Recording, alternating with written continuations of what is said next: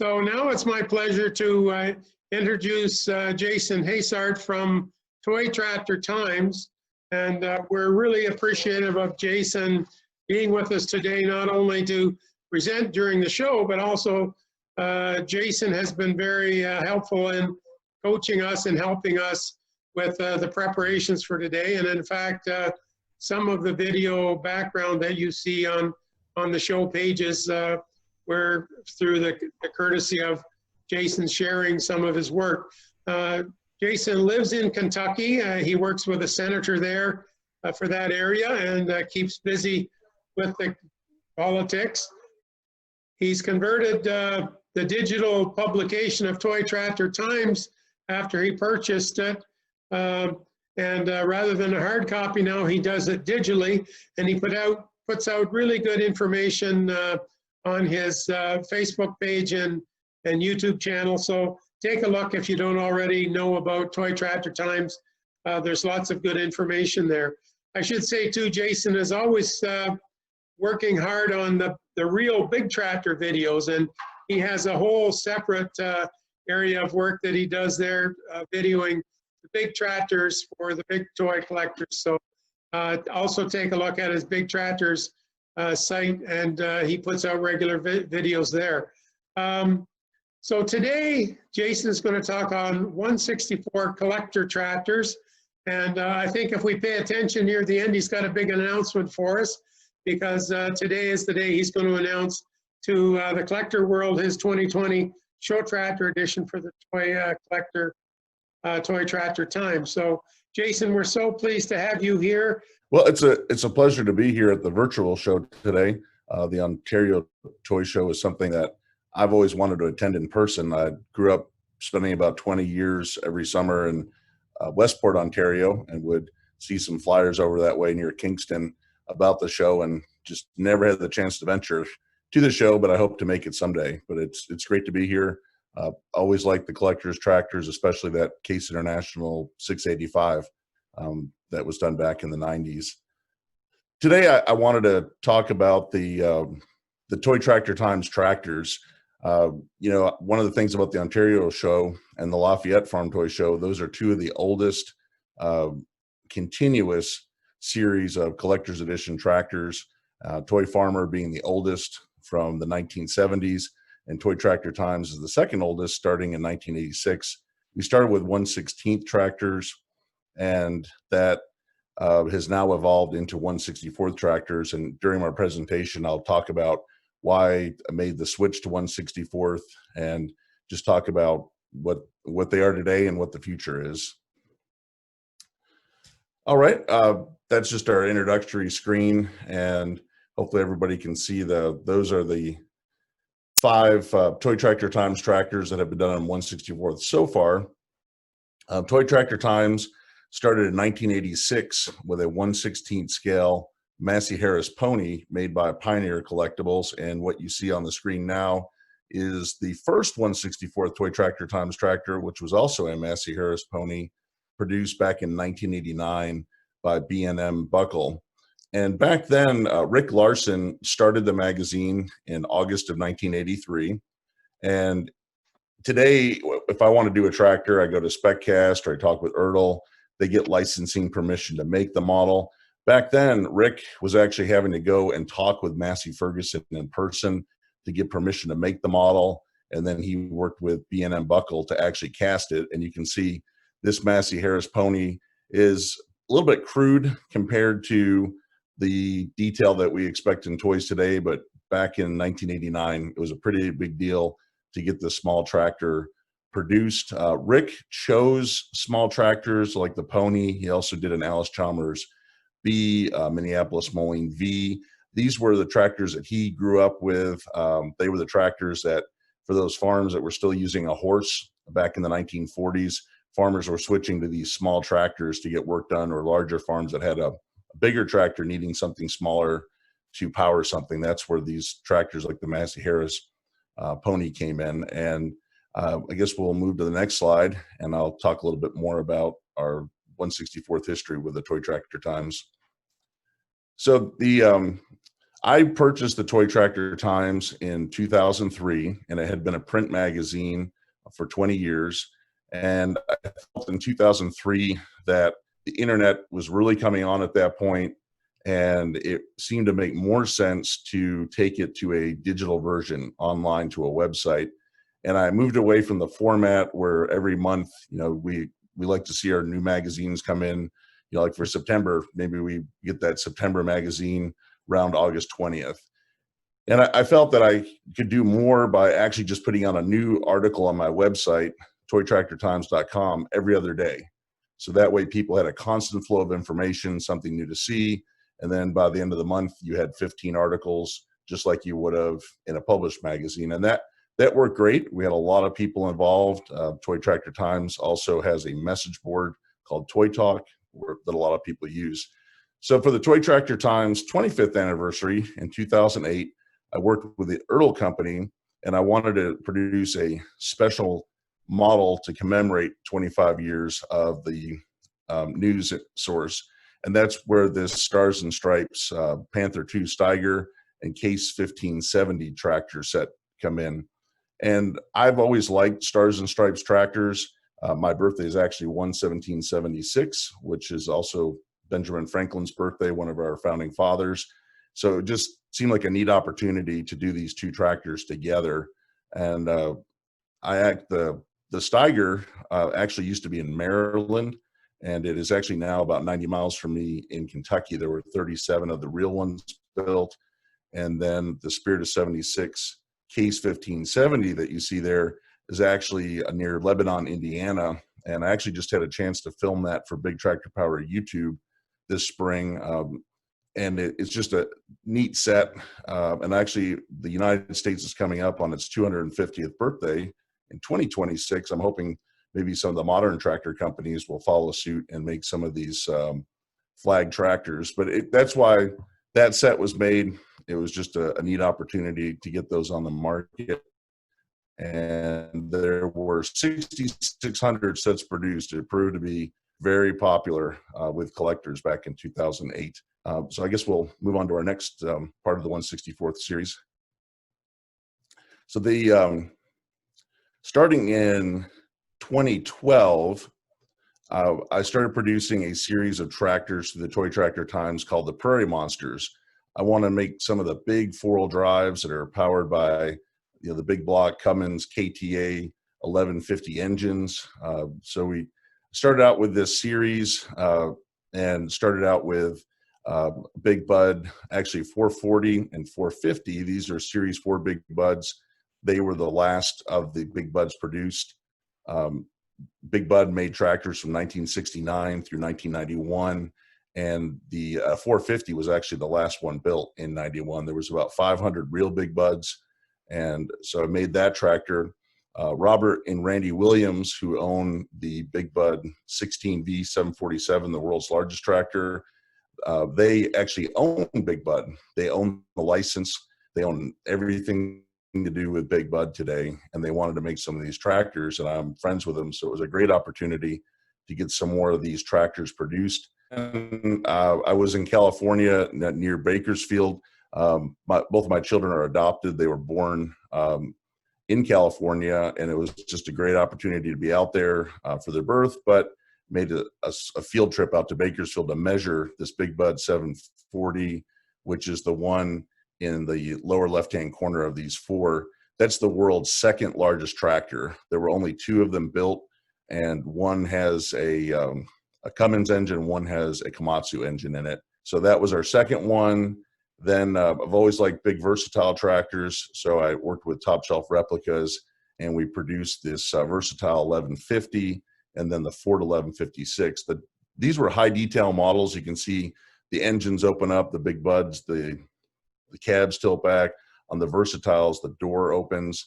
They were also very expensive to produce. Each of the tractors you're looking at on the screen were about $80,000 to tool. The triple tires, the dual tires were each $14,000, just the tires to make. So actually, SpecCast produced the Big Bud 740, and then Top Shelf made the versatile. But I actually, to save money, just tooled the tires once, and we shared the tires and the wheels between the two companies because they were identical on the real ones.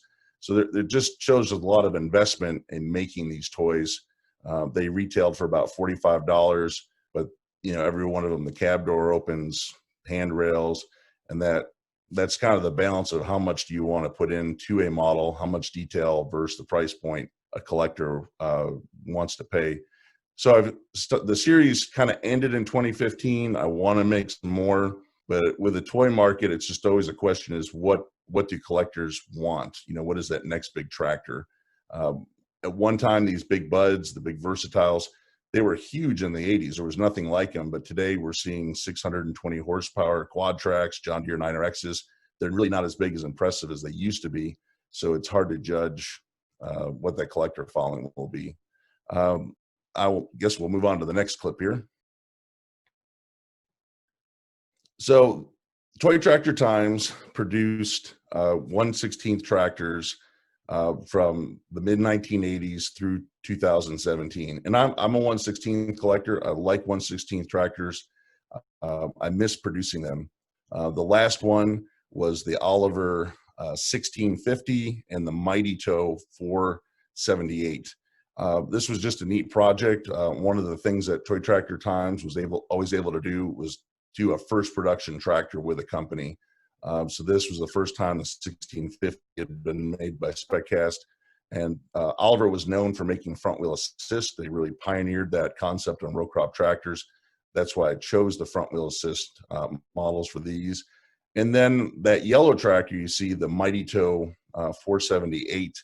There's just tractors that are neat like this. The real Mighty Toe tractors are highly collectible in Oliver circles and just general tractor collectors. They're hard to get. But with toy collectors, a lot of people are going to say, man, why'd they make that yellow?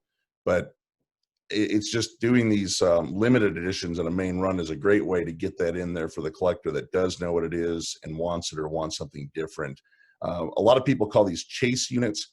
I don't really consider them chase units. I just look at it as more as a limited run. You can see we made 312 Mighty Toes out of, then there were 936 green ones. Ultimately, what happened in 2017 was it was getting harder and harder to sell 1/16 tractors. In the mid 2000s, was producing 5,000 to 6,000 of these tractors a year, and they were right around $58 to $65. I did a 1/16 scale, Spirit to 76 case, 1570. Did a black stripe 1066 from 1976.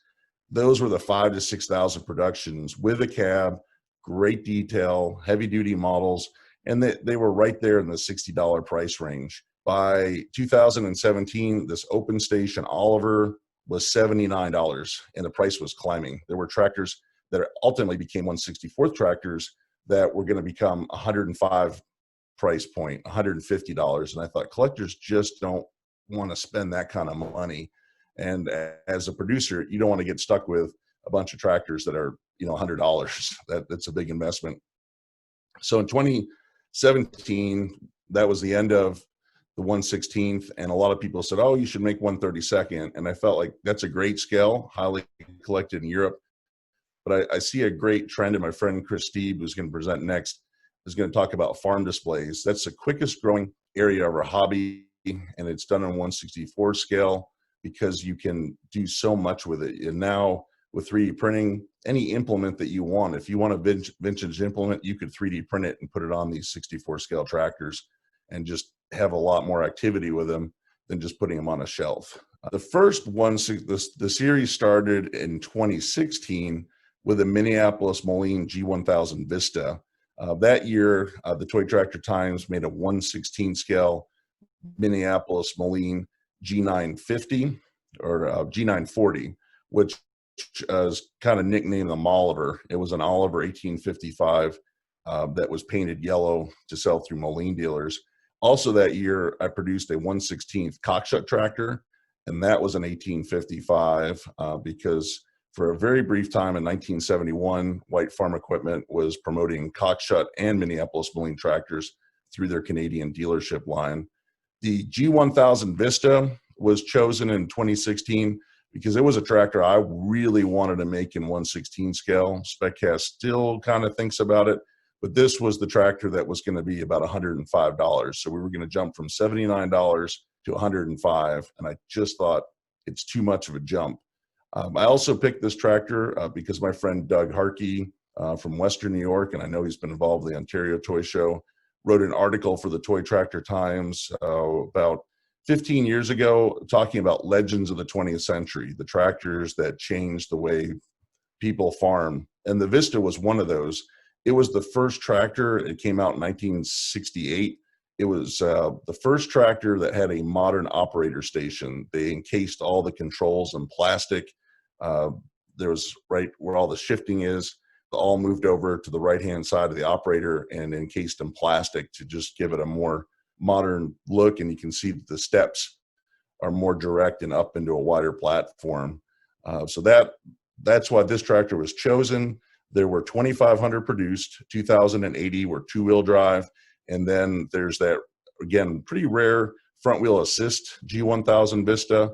And I thought that would be a good way to make a rare limited edition. And there were 416 of those that had the front wheel assist option. And this tractor was modeled after my friend Will Jurgens, who lives near Dyersville, Iowa, where SpecCast is based.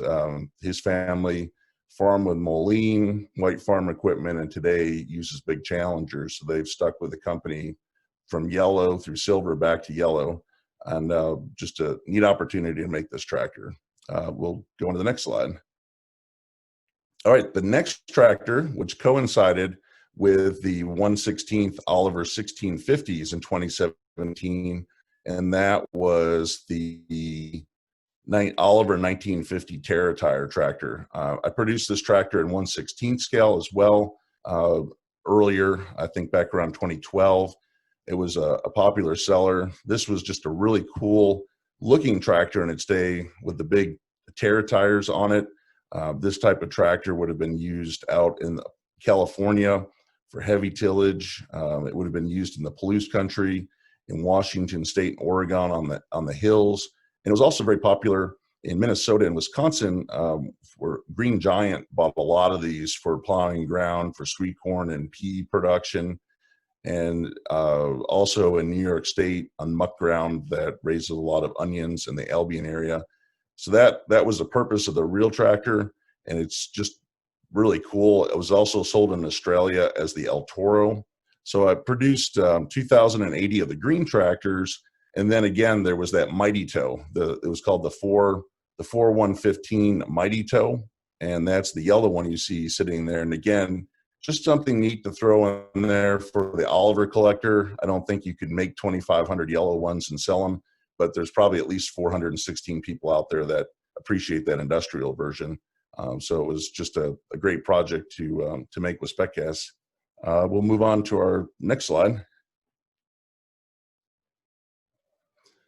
The 2017 model, this came out, we made the Oliver in June and then jumped to November, was the Ford 9000.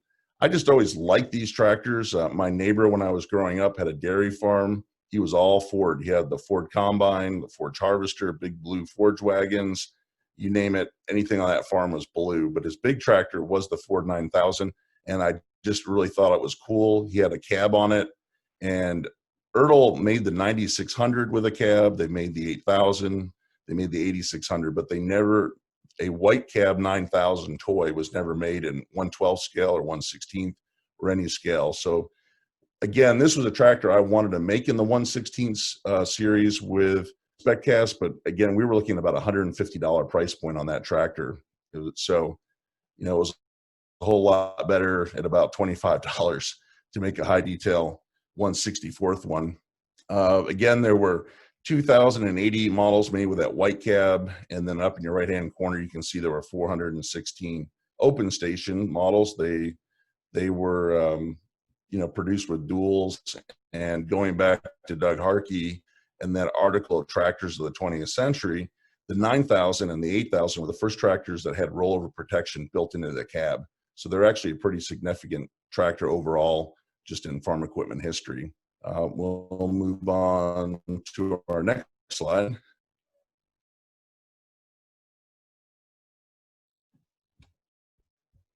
Oh, here we are. Okay, the white 2105 tractor in 1974. White Motors, which owned Oliver, Cockshut, in Minneapolis-Moline, decided to streamline production and start producing the Field Boss tractors, which were painted in argent silver. The CEO of White Motors, Bunky Knudsen, he was the president of Ford Motors, and he was also, as a vice president of Ford, responsible for the introduction of the Boss Mustang in the late 60s. So that's why when he took over at White, you started seeing these bold silver tractors. They were the Field Boss. The white trucks became the Road Boss, and the combines were the Harvest Boss. And that it all went to that muscle car era. You know, he wanted to really make the company stand out compared to its competitors. The 2105 was one of the early white tractors. I also picked this because I, just like my neighbor with a Ford 9000, I had another neighbor down the road that raised a lot of cabbage and potatoes and things. And he bought the first white tractor in our neighborhood. And I remember it was a 2105 open station. You can see it here on my display pulling a cabbage wagon. It just was a cool looking tractor in the early 70s. It stood out compared to everybody else's. Unfortunately, over time, a lot of them rusted out and that paint didn't hold up. But when they were brand new and there wasn't anything else like them, they were a pretty cool tractor. I produced 5,000 of the 2105. I made them with a cab and as an open station. Also, then there were front wheel assist models in this run, and there were 416 of each open station and cab model with front wheel assist. Again, front wheel assist wasn't as common in the 70s, so that's why they were this limited run in the series. Just one other story about this tractor. I like the open station, but I think most people saw them with a cab. Bob Helly, who's the AGCO dealer in Dyersville, is one of my top dealers. And he said, you better have a cab on there. I'm not going to order any. So that's why we ended up with two versions of this tractor that year. All right, we'll move on to our next slide. The fifth in the series is the Case 1030 Comfort King tractor. This is just something a lot of people have asked. Ertl produced this as a 1/16 precision tractor in the early 2000s, and it was also originally produced back in the 60s by Ertl in 1/16 scale. But a lot of collectors really like these big iron tractors from the late 60s, early 70s, and it was a neat opportunity to make it. Again, most of these 1030s would have been sold open station, but Case did offer a cab, and I just thought it would be a cool thing to do in 64th. So there were two versions, cab and open station. There were 1,665 tractors produced regular editions. And then looking for something limited edition, there was not a narrow front or, of this tractor. There were some Wheatlands, but that just didn't seem like it was possible to tool up to make a chase unit. So in this time, we made what was called field proven. SpecCast kind of weathered the tractor a little bit, made it dusty and dirty. And that's if you look in the lower right center there of this screen, you can see those field proven models. There were 333 each of the field proven. Also, SpecCast did something neat on the air breather. They actually put an extension on there, which would have been to allow the tractor to get more clean air, getting the breather out of the dust. So they put that on the dusty ones, which I thought was pretty cool and a nice surprise. Case, they produced self-propelled combines, and up through 1972, and their largest was the 1665. So that was just kind of a cool coincidence that's how many of these 1030s were produced. So that is the story on those. This year, I'm also producing a tractor. Social media is really taking over agriculture.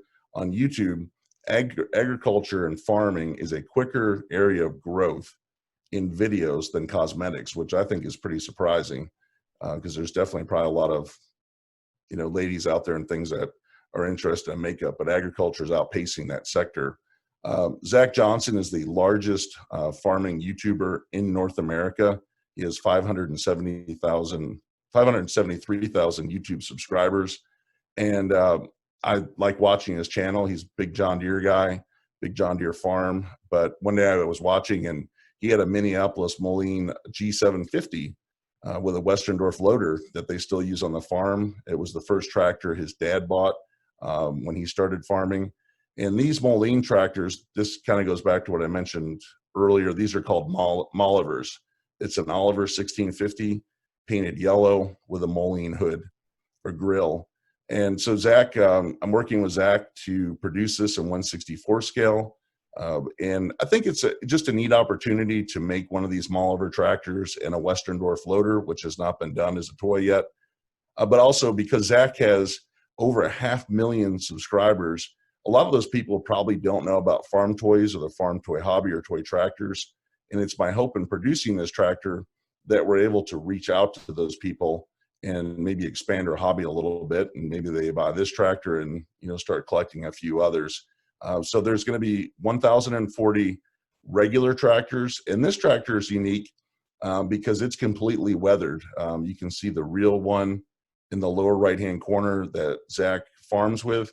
It's kind of a little bit rusty, a little bit faded on the decal, and the SpecCast model reflects every chip of paint and everything on it. And that's pretty cool to do because a lot of farm equipment makers don't admit that their tractors get oil leaks, that they rust, that they fade. So it's pretty cool that AGCO allowed us to do this with the tractor to make it look like it does in 2020, not like a brand new 1971 tractor. So that is the Toy Tractor Time series up until today. And I am pleased to announce that our 2020 tractor in 1/64 will be a Ford TW35. Again, all these tractors have been made by SpecCast, and that will be the case again this year because they do a great job in producing high detail. They add in the mirrors, the ladders, the hazard lights. But these are still very high detail collectible models. You're not just a matchbox because they're a small scale. I'm excited to make this Ford tractor because it's, again, just a big 1980s tractor. Oh, can we back? There we go. It's just a big 1980s tractor. We're going to have cab glass in it. There will be a front wheel assist model, a two-wheel drive model. The regular models will have dual wheels. And then I have a lot of friends that are in Pennsylvania, and they're always getting after me because they don't run dual wheels out in the Lancaster area because the roads are so tight and narrow.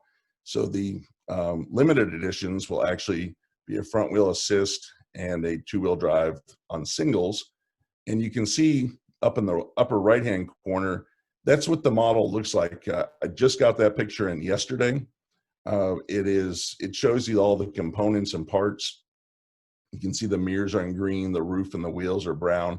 You can see the die-cast part that's in metal. And it's just kind of neat to see the process of how these tractors come together.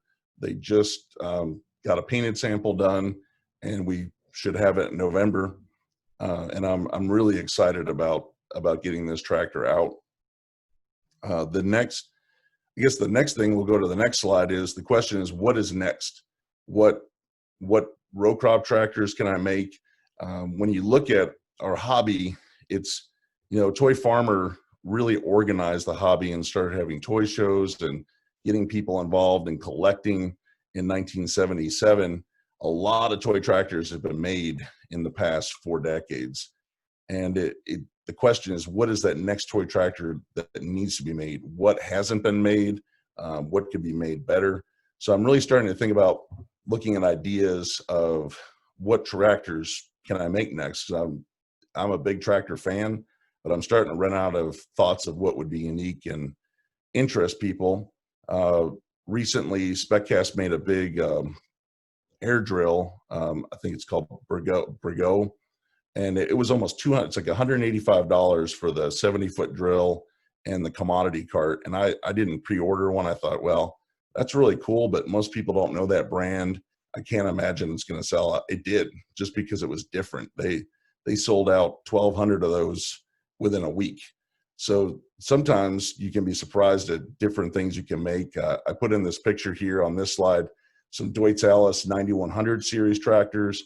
I know a lot of people weren't a fan of Deutz Alice, but I think it would be a cool tractor to make. I just don't know, are there 2,500, 5,000 people that want a Deutz Alice? But other thoughts I've started to think about is, can we bring the Prairie monsters back? You can see there's a Rome 4-wheel drive sitting in this picture.